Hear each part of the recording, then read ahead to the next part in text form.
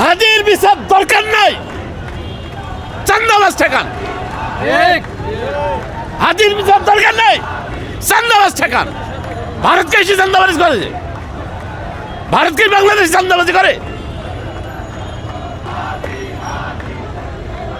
শুধু ভারত ভারত করেন, দেশের মধ্যে চান্দাবাজি করেন, সেটা দেখেন না। ভারত আছে, ভারতের জায়গায় থাক, ভারত নিয়ে কোনো ইস্যুই দরকার নাই। চান্দাবাজি ঠিক করেন, তাও তো পারেন না।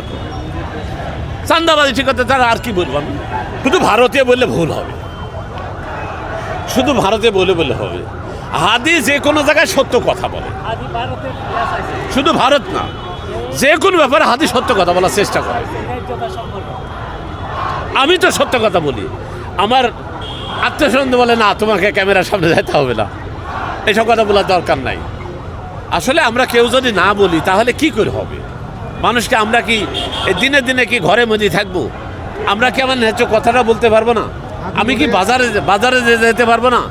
আজকে গ্রামে গ্রামে তরকারি খাচ্ছে না, সেই কথার তরকারি ঢাকায় 50 টাকা কেজি কিনতে খেতে হয়, এই শুধু চান্দাবাজদের জন্য।